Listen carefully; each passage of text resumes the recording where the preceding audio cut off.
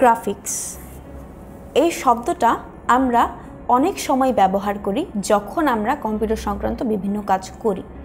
তোমরা কিন্তু এখন অনেক গ্রাফিক্সের সমন্বয়ে আছো, হয়তো অনেক গ্রাফিক্স নিজেরাও ব্যবহার করছো কিন্তু জানো না যে সেটা গ্রাফিক্স।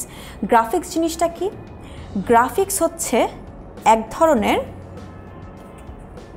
Visual presentation. ভিজুয়াল প্রেজেন্টেশনটা কি? ভিজুয়াল অর্থ হচ্ছে যেটা দেখা যায়, প্রেজেন্টেশন মানে হচ্ছে প্রদর্শন করা।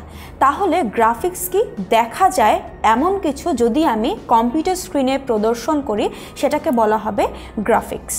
তো গ্রাফিক্স এর একটা উদাহরণ আমরা দেখতে পারি, যেমন ধরো এই যে ফোনে আমরা এখন 10 মিনিট স্কুলের ছবিটা দেখছি, এই ছবিটা যেহেতু আমরা ফোনের স্ক্রিনে দেখতে পাচ্ছি, এই ছবিটাও কিন্তু একটা গ্রাফিক্স। অর্থাৎ আমরা যখন এই ছবিটাকে কম্পিউটার স্ক্রিনে দেখা যাওয়ার মতন করে প্রেজেন্ট করেছি তখন সেটাকে আমরা বলছি গ্রাফিক্স। গ্রাফিক্সে জেনারেলি যে জিনিসগুলো আসে সেটা হচ্ছে ছবি বা অ্যানিমেশন। ছবি বা অ্যানিমেশনের যখন আমরা ভিজুয়াল প্রেজেন্টেশন দেখাই, অর্থাৎ ছবি বা অ্যানিমেশন যখন আমরা কম্পিউটার স্ক্রিনে দেখাবো তখন সেটাকে বলা হবে গ্রাফিক্স। তো গ্রাফিক্সকে আমরা অন্য ভাষায় বলতে পারি যে টেক্সট এবং ইলাস্ট্রেশন এর সমন্বয়। ইলাস্ট্রেশন জিনিসটা আসলে কি? ইলাস্ট্রেশন আসছে হচ্ছে ইলাস্ট্রেট ওয়ার্ড থেকে। ইলাস্ট্রেশন অর্থ হচ্ছে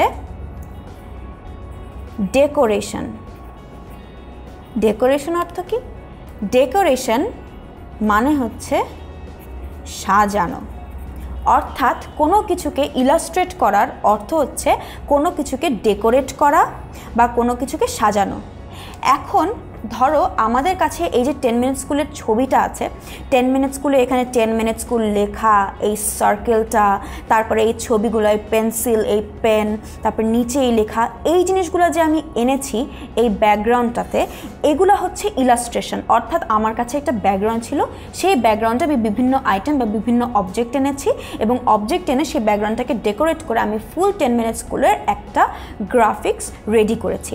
তাহলে আমরা এই ভিডিওতে যেটা দেখতে পেলাম সেটা হচ্ছে গ্রাফিক্স কি এবং টেক্সট এবং ইলাস্ট্রেশন কি এবং কিভাবে আমি অ্যাকচুয়ালি একটা গ্রাফিক্সকে তৈরি করি।